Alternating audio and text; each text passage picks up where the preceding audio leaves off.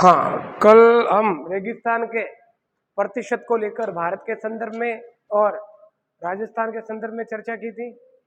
आज बात करते हैं कि राजस्थान का जो पश्चिमी भाग है और जो मरुस्थल का पूर्वी भाग है उसे किस नाम से जाना जाता है।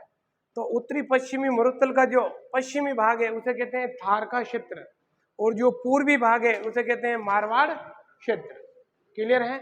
ये भी लैंग्वेज में लिखा दूंगा, आगे देखो।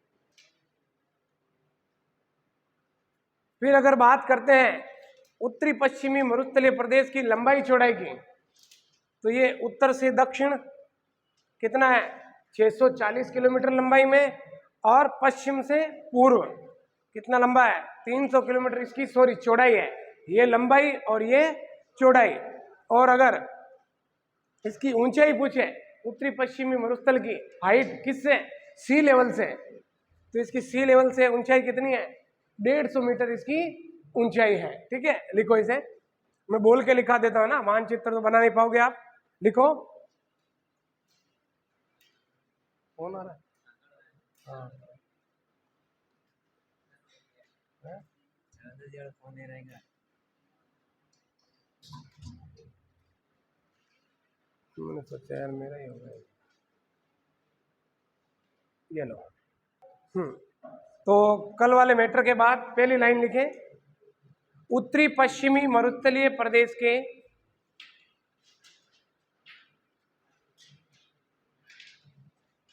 उत्तरी पश्चिमी मरुस्थलीय प्रदेश के पूर्वी भाग को मारवाड़, उत्तरी पश्चिमी मरुस्थलीय प्रदेश के पूर्वी भाग को मारवाड़ तथा पश्चिमी भाग को थार के नाम से जाना जाता है। उत्तरी पश्चिमी, देखो लैंग्वेज यहां लिखी हुई है पूरी, उत्तरी पश्चिमी मरुस्थलीय प्रदेश के पूर्वी भाग को तो मारवाड़ और पश्चिमी भाग को थार के नाम से जाना जाता है।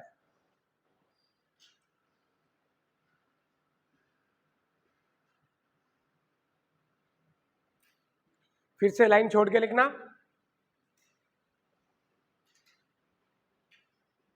उत्तरी पश्चिमी मरुस्थलीय प्रदेश की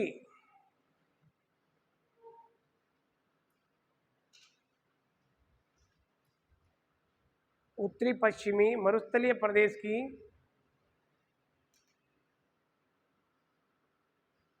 उत्तर से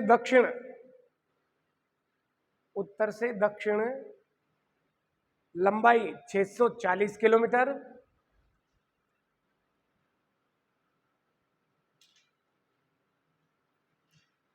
उत्तर से दक्षिण 640 किलोमीटर लंबाई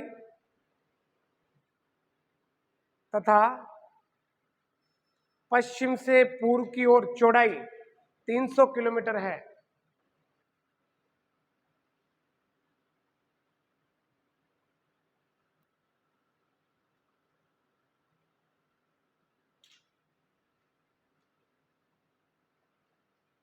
अब देखो यहां पर दो चीजें लिखी है मैंने, एक तो 150 मीटर की ऊंचाई और एक 300 मीटर की ऊंचाई।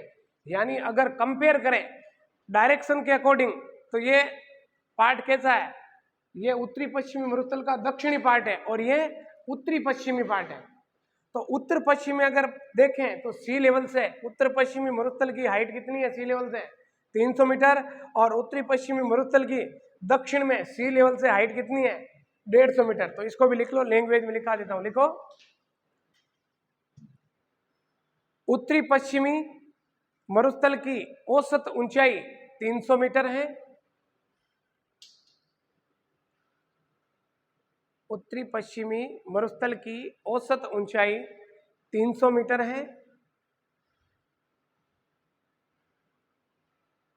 300 मीटर है, जबकि दक्षिणी भाग की औसत ऊंचाई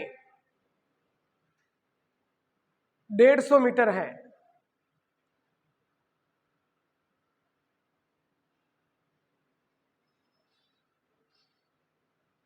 दक्षिणी भाग की औसत ऊंचाई 150 मीटर है। यानी अगर मैं आपसे पूछूं कि राजस्थान के किस क्षेत्र में या किस दिशा में सी लेवल से सबसे कम ऊंचाई है, तो आपका आंसर क्या रहेगा? उत्तरी पश्चिमी मरुस्थल का दक्षिणी भाग। क्लियर है? ये ठीक रहेगा लिखने में साथ साथ, क्योंकि मैं फिर यहाँ समझा देता हूँ, फिर आप धीरे धीरे लिखते हो, इससे अच्छा साथ साथ में ही काम हो जाएगा। ठीक है, आगे बढ़े। अब इनको एक बार सीक्वेंसली रूप में पूरा ही लिख लेते हैं। एक तरफ भौतिक प्रदेश दे रखे हैं, ऊपर सबसे पहले पार्ट है उत्तरी पश्चिमी मरुस्थलीय प्रदेश, दूसरा मध्य अरावली, तीसरा पूर्वी मैदान और चौथा आपके पठारी प्रदेश। अब इसको हम कंपेयर कर रहे हैं चारों को एक साथ में। तो अगर उत्तरी पश्चिमी मरुस्थल अगर अवशेष की बात करें तो ये किसका अवशेष है? टेटी सागर का। भारत में अगर बात करें तो ये किसका हिस्सा है या अवशेष है? उत्तर के विशाल मैदान का। समय की बात करें तो ये तीसरा सबसे प्राचीन स्थलखंड है, यानी सबसे पहले बना कौन? सबसे प्राचीन यानी सबसे पहले यही बनी थी, अरावली बनी। अरावली के बाद बना कौन? दक्षिण पूर्वी हाड़ौती का पठार। और तीसरा बना कौन? उत्तरी पश्चिमी मरुस्थलीय प्रदेश। और सबसे नवीन क्षेत्र यानी एकदम फ्रेश वो है आपके कौन सा? पूर्वी मैदानी क्षेत्र। तो जल्दी से एक बार एक कोटेशन बना लो, फिर इसको हम लिख लेते हैं साथ साथ में। ठीक है, बनाओ कोटेशन जल्दी से।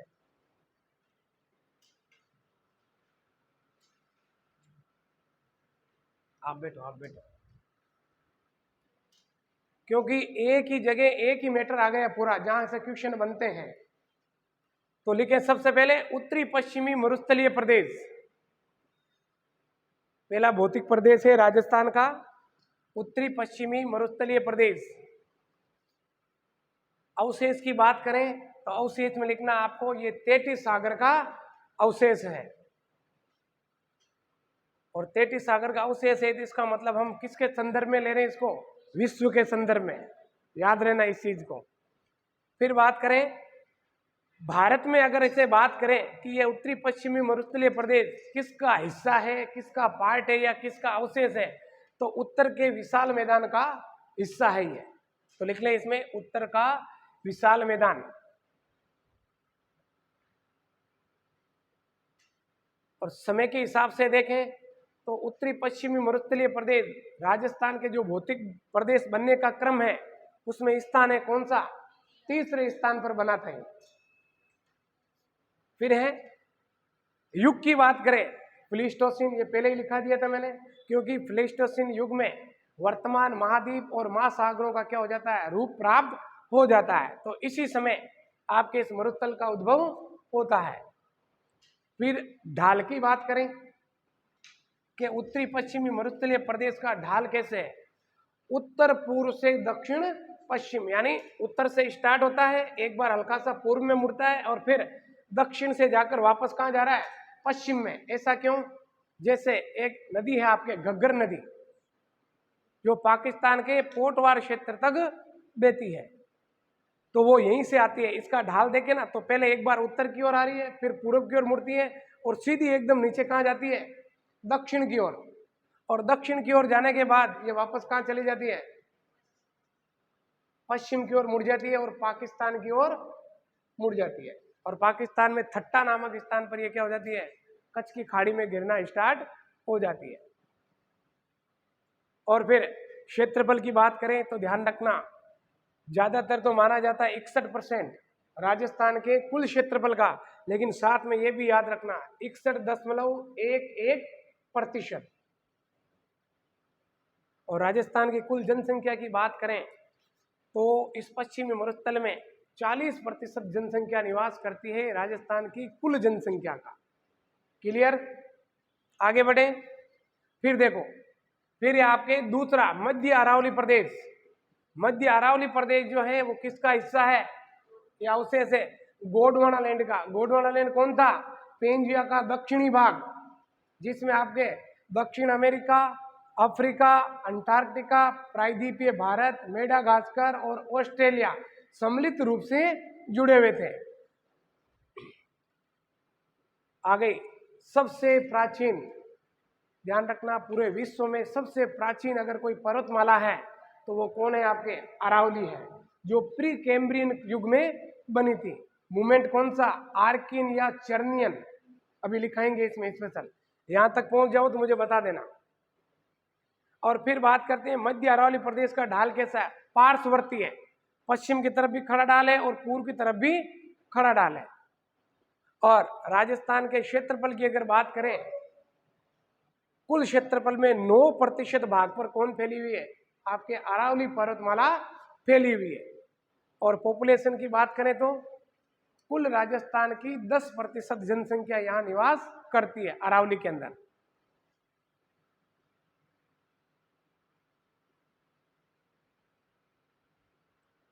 फिर आपके तीसरा भौतिक प्रदेश मैदानी प्रदेश। विश्व के संदर्भ में अगर बात करें तो पूर्वी मैदानी प्रदेश किसका अवशेष है, तेटिस सागर का अवशेष है। और भारत के संदर्भ में बात करें तो उत्तर का विशाल मैदान, गंगा की सहायक नदी कौन सी, यमुना, यमुना ने इसका निर्माण किया है। और फिर अगर समय की बात करें तो सबसे पहले सबसे बाद में बना है, सबसे बाद में बना है, इसलिए एकदम क्या है, नवीनतम प्रदेश है। फिर अगर युग की बात करें तो ये भी कहाँ बना था, प्लीस्टोसीन काल में बना था। क्यों, क्योंकि प्लीस्टोसीन से पहले तेटिस सागर का अतिक्रमण था, एक तो पूर्वी मैदानी प्रदेश पर और एक उत्तरी पश्चिमी मरुस्थल पर।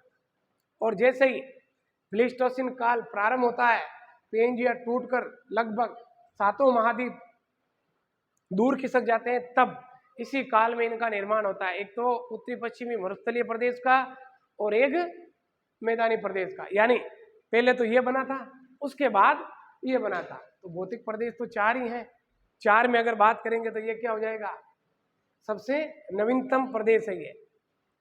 और पूरी मैदान की ढाल आपको बताने की आवश्यकता नहीं है, पश्चिम से पूर्व की ओर, यानी अरावली का जो पश्चिमी भाग है वहां से जितनी भी नदियां निकलती है वो लगभग पूर्व की ओर बहती है। इसका मतलब ज्यादातर ये बंगाल खाड़ी अफवाह तंत्र की हिस्सा है। और क्षेत्रफल के अकॉर्डिंग बात करें तो राजस्थान के कुल क्षेत्रफल का ये लगभग 23% भाग रखता है। और पॉपुलेशन में 39, 2 का याद रह जाएगा आंकड़ा। जनसंख्या में तो मरुस्थलीय प्रदेश में तो है 40, इससे एक कम किसका है, पूर्वी मैदानी प्रदेश का। क्योंकि समय भी लगभग कैसा है, सेम है, तो पॉपुलेशन भी लगभग आसपास में ही है, ऐसे याद रखना। फिर बात करें दक्षिण पूर्वी पठारी प्रदेश, जिसे हम हाड़ौती का पठार कहते हैं। अवशेष की बात करें विश्व के संदर्भ में तो ये गोंडवाना लैंड का पार्ट है। और भारत के संदर्भ में बात करें तो ये किसका हिस्सा है, प्रायद्वीपीय पठार का हिस्सा है। क्योंकि प्रायद्वीपीय पठार पहले किसका हिस्सा था, गोंडवाना लैंड का हिस्सा था। और समय की बात करें तो सबसे पहले बनी थी अरावली, अरावली के बाद बना था आपके कौन, प्रायद्वीपीय भारत। और प्रायद्वीपीय भारत का ही जो मध्य प्रदेश में जो मालवा का पठार है वो भी किसका हिस्सा है, प्रायद्वीपीय पठार का। इसका ही उत्तरी पश्चिमी भाग, मालवा का पठार जो एमपी का है, मालवा पठार का उत्तरी पश्चिमी भाग कहाँ प्रवेश कर गया है, राजस्थान के दक्षिण पूर्वी भाग में प्रवेश कर गया है। इसीलिए इसे हाड़ौती का पठार या फिर इसे प्रायद्वीप का हिस्सा भी कहा जाता है। फिर बात करें क्रिटेशियस युग में इसका निर्माण हुआ था। जाहिर सी बात है, जब हम दक्कन का पठार की बात करते हैं तो क्रिटेशियस काल में क्या हुआ थे, दरारी ज्वालामुखी लावा उद्भेदन प्रक्रिया संपन्न हुई थी। इसीलिए इस लावे से कालांतर में अनाच्छादन होने से या अपर्दन होने से किस मिट्टी का निर्माण हुआ, काली मिट्टी का निर्माण हुआ। और यही काली मिट्टी आज अपने कहाँ पाई जा रही है, दक्षिण पूर्वी पठारी प्रदेश में पाई जा रही है। तो जाहिर सी बात है ये किस युग से संबंधित है, क्रिटेशियस युग से संबंधित है। और फिर ढाल देख लेना, थोड़ा सा अजीब सा ढाल है, दक्षिण से उत्तर, जैसे चंबल है, चंबल नदी कैसी है, राजस्थान में दक्षिण से प्रवेश करती है और उत्तर की ओर बहती है। तो दक्षिण से उत्तर, वे उत्तर से वापस क्या हो जाता है, पूर्व हो जाता है, और पूर्व में जाकर आपके यमुना से ये मिल जाती है। और क्षेत्रफल की बात करें तो 7%, और 7% साथ में याद रखना, ज्यादातर ये लिखा मिलेगा 6.89%, इसे तो हमने राउंड फिगर में माना है। और फिर पॉपुलेशन की बात करें तो जनसंख्या 11%, यानी ये दोनों अगर याद है पॉपुलेशन में तो मध्य अरावली में 10 है, इससे एक ज्यादा किसकी है, हाड़ौती के पठार की है। लिख लिया सबने? चलो गुड, आज तो स्पीड रखी सबने। अब बताओ इसमें कोई ऐसी चीज के सर ये चीज समझ में नहीं आई, हालांकि लगभग हम पहले ही चर्चा कर चुके हैं, केवल ढाल के बारे में ध्यान रखना है। कभी कभार सीधा क्वेश्चन पूछ लेते हैं, पश्चिमी मरुस्थलीय प्रदेश का सामान्य ढाल कैसा है? तो उत्तर पूर्व से दक्षिण पश्चिम।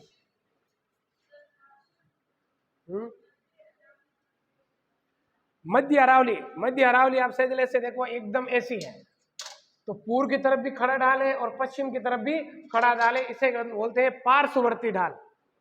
पूर्व की तरफ भी खड़ा ढाल, पश्चिम की तरफ भी खड़ा ढाल, इसका कोई ढाल है ही नहीं, केवल दोनों तरफ है, पूर्वी ढाल की तरफ भी ढाल है और पश्चिम की तरफ भी ढाल है।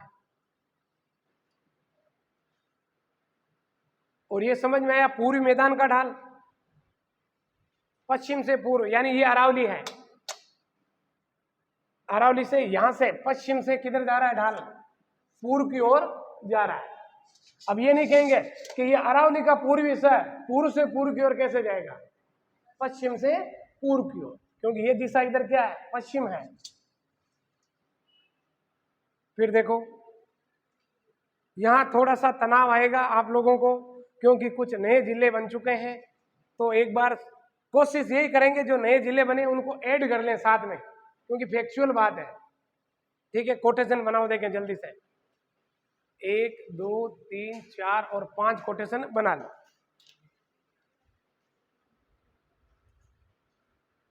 जा रहे हैं,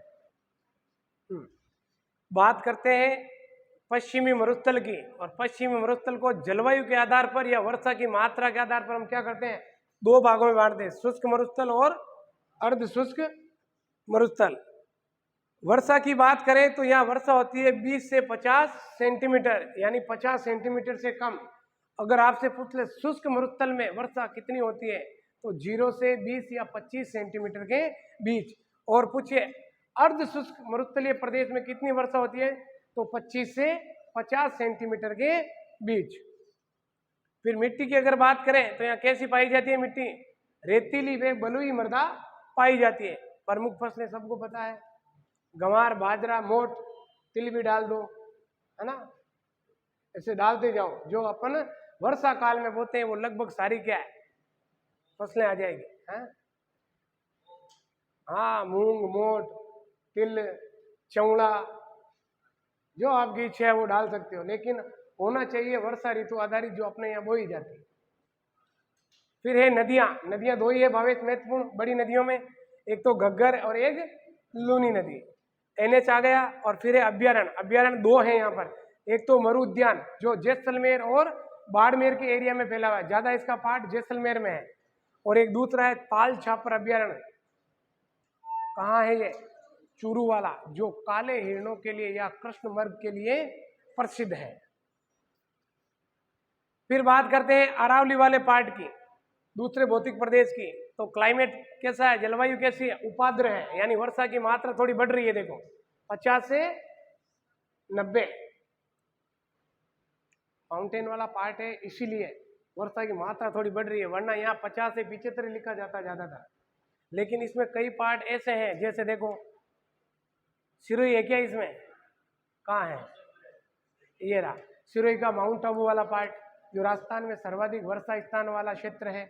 इसलिए ध्यान रखना, ज्यादातर 0 से 25, 25 से 50, 50 से 75 और 75 से अधिक। और मृदा की बात करें तो यहाँ पर पर्वतीय सोइल या फिर लाल या भूरी मृदा मिलती है। और प्रमुख फसलें कौन सी है? मक्का व ज्वार। मक्का क्यों बोया ज्यादातर? ज्यादातर इस अरावली वाले पार्ट में कौन रहती है? आदिवासी जनजातियां। इनका खाने का प्रमुख खाद्यान्न फसल है कौन सी? मक्का और ज्वार। फिर नदियों की बात करें तो यहाँ की प्रमुख महत्वपूर्ण नदी है बनास, और नेशनल हाईवे तो आगे। और फिर यहाँ आप आ जाते हैं आपकी अभ्यारण्य, माउंट आबू अभ्यारण्य। बताओ किसके लिए प्रसिद्ध है? जंगली मुर्गी के लिए। खानी है किसी को? मैंने कहा था उस समय, याद रखना। सीता माता अभ्यारण्य उड़न गिलेरी के लिए आया, प्रतापगढ़ वाला। और कुंभलगढ़ बताओ किस लिए फेमस है? मैं ये तो भी बनाया है बाघों के लिए। कुंभलगढ़ का लिखा है क्या कहीं पर? नया बनाया है, ध्यान रखना। बाघों का कन्वर्जन क्षेत्र बनाया है इसे। फिर देखो रणथंभौर राष्ट्रीय उद्यान, ये बाघों के लिए प्रसिद्ध है, जो सवाई माधोपुर में, और केवला देवी राष्ट्रीय अभ्यारण्य पक्षियों का जिसे अजायब घर कहते हैं, वही है। हाँ, और फिर है कौन सा, सरिस्का जो अलवर में, ये किसके लिए फेमस है? ये भी बाघों के लिए, ध्यान रखना। और फिर ये आगे आपके कौन सा, चंबल का घड़ियाल या दरिया अभ्यारण्य, जिसे मुकुंदरा राष्ट्रीय उद्यान भी कहते हैं। ये लो, ये था आपके मामला। लिख लिया सबने? आगे बढ़े। नवीन जी आए नहीं अभी तक।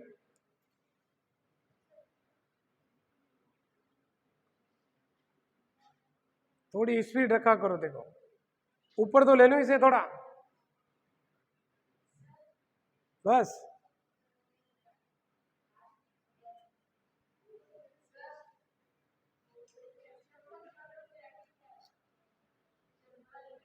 घड़ियाल,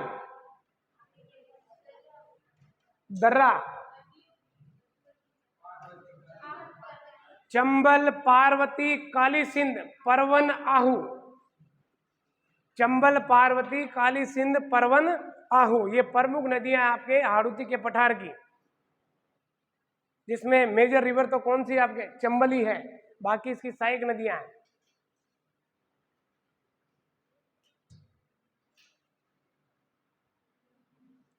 देखो ये चार्ट पढ़ते रहोगे ना तो लैंग्वेज में ज्यादा आपको याद करने की जरूरत नहीं, कंपेयर हो जाएगा तुरंत कौन सी जगह क्या है, वरना लैंग्वेज में तो भले लिखते ही जाओ।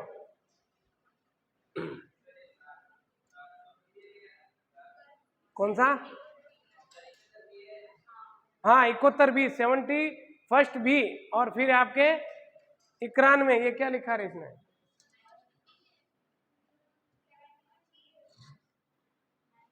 नौ सौ 19। एक बार लिख लो, कल ये डाउट क्लियर करेंगे, एक बार देखेंगे, एक बार लिख लो आप। कौन? ये वाला 71 बी है ये। हाँ 71 बी।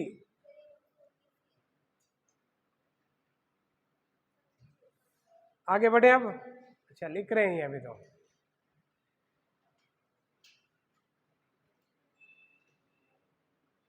ये वाला तो हो गया था अपने पहले ही। विश्व में 33 सागर, भारत में उत्तर का विशाल मैदान, तीसरा सबसे प्राचीन, कोई मतलब नहीं है, ये हम पहले ही पढ़ चुके हैं। अभी जो पीछे है वो किसी देख के लिख लेना, इसमें भी दिक्कत नहीं है क्योंकि लगभग सारे जिले नवीनतम हमने इंक्लूड कर दिए इसमें। मनपुल, इसमें दिक्कत तो नहीं है क्योंकि लगभग जिले हमने क्या कर दिए, नए वाले भी इंक्लूड कर दिए। फिर देखो ये बातें भी हो गई थी। संभाग भी आप लोगों को पता है, जल्दी से बता दो। पश्चिमी मरुस्थल में कितने संभाग हैं? काउंट करो। बीकानेर संभाग, जोधपुर संभाग, सीकर संभाग, अजमेर संभाग, और पाली भी संभाग बना था ना इस बार, पाली संभाग। यानी 5 संभाग तो कहाँ स्थित है? इस पश्चिमी मरुस्थलीय प्रदेश में है। ये थोड़ा मैटर पुराना है, पाली लिखा हुआ नहीं है भाई। 1 2 3 4 जयपुर भी आ रहा है ना इसमें। हाँ जयपुर के कुछ जिले इसमें आ रहे हैं ना, तो 6 संभाग हो जाएंगे टोटल। जयपुर हटेगा पूरा। हाँ सीकर संभाग आ जाएगा जयपुर की जगह।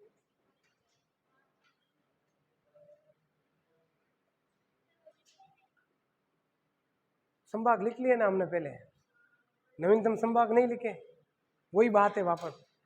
ये लिख लो मेन। मरुस्थलीय प्रदेश का अक्षांशीय और देशांतरीय विस्तार कितना है?